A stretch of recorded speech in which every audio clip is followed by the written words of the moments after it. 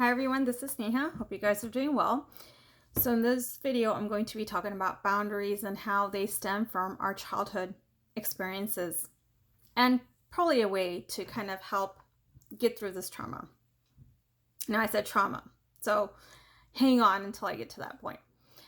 So many of us, we grew up in environments, speaking of Asian families in particular, in joint families where we grew up with our parents, grandparents, and maybe even aunts and uncles in certain situations. We grew up in those environments where we were basically put in this control mindset. Now, when I say control, you need to get all A's. My kid should be a doctor, lawyer, or engineer. And if you go somewhere, don't say that. They're not going to like it. Don't do that. They're going to hate it. Don't wear that. Somebody's going to say something. Wear this because this is what everybody's going to expect you to wear. So you have all these conditions and you do that. We do that subconsciously. And even if it's not subconsciously, we do that because we want to be liked, especially when it comes from our parents. Because at that age, when we're kids, what do we want most? To be liked by our parents. What happens is when we do that, we lose a part of ourselves. Now, our parents don't know what they're doing because it was done to them subconsciously. Now, we do have this mindset as kids that our parents know it all. But as you get older, you realize that parents only did certain things based on what they had experienced. And if they had limiting beliefs, they kind of impose those limiting beliefs onto you subconsciously. So you can't blame them. Nope. And this is where the whole trauma comes in, because it's a generational problem. And chances are, if you're one of those who definitely don't want to follow what you're told as a kid, I still remember even as a kid when I was told to do certain things, if I didn't want to do it, I wouldn't.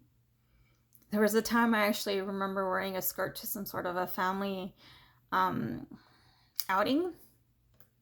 And I was told people are going to say something because it was not that short, but it was short. It was above my knees. And back then people didn't wear that.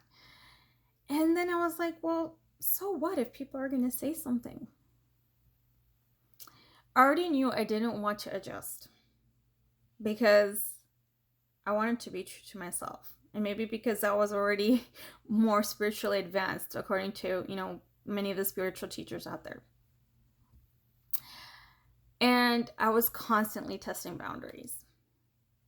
Sometimes I often got in trouble. And sometimes I got told, you just need to do this because you have no choice, which is fine.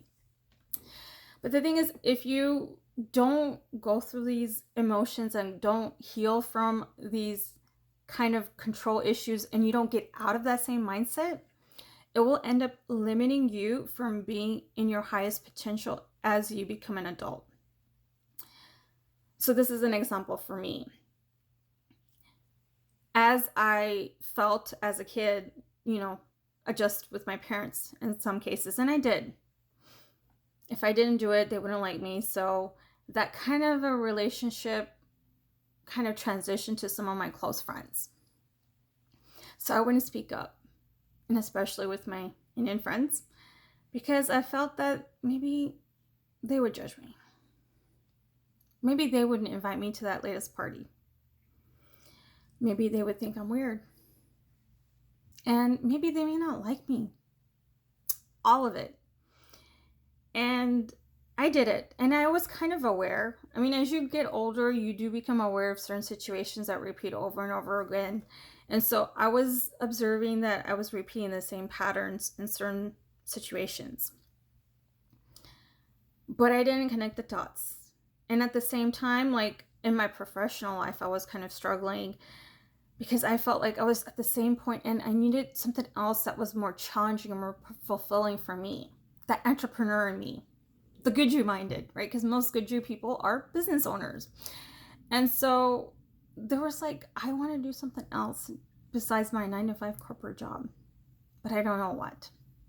And then on the other side, I have my friend circle who I was constantly adapting for, so trying to be that people pleaser, didn't have boundaries. I would sometimes say no, but then if I did, I would get into situations where they wouldn't meet me even halfway, and I'd be like, forget it, let's just continue on. So I wouldn't rock the boat.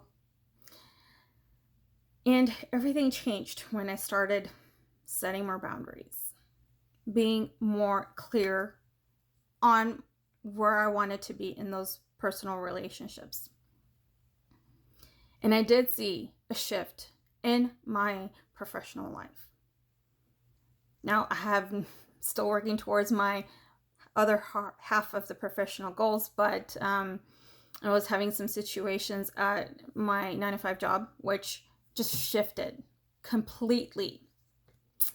And this is when I would like to just say that the law of attraction, laws of universe are always at play, and I was not very open to the idea that it was actually working, and I saw it happen, and it just magic, right? So I started actually doing more research and more analysis on it, because now that I experienced it, it's true. Magic is real. But see, it all also goes with intentions. Like, my intention when I set those boundaries was not to hurt them, anybody that I don't talk to. My intention was to find me. My intention was to be true to myself, because there was something missing inside me. And that is what this whole awakening is in an essence. And my intent of this channel is to help others awaken their true authentic selves within them. Because we've been hiding, and that's fine. We've been hiding because we didn't know any better. I'll tell you that I didn't know any better. I mean, and as I reflect on it, it's like I kept repeating the same situations over and over again. And I never connected the dots. I just thought it was normal because my mindset was that way. My mindset was that if I don't do what they do, that I'm not going to have friends, and that I don't want to be alone. That was my fear. My biggest fear outside of my fear of heights was the fear of being alone. But in reality, even that is just an illusion. I know that's a little bit too deep, but I really think that if we spend some time alone, if we spend some time to go within and figure out what we like, what we don't like, what's true to ourselves, and just speak our authentic truth. Who cares what other people will say? They will always say something. And people will find things to talk about if they want to talk about people.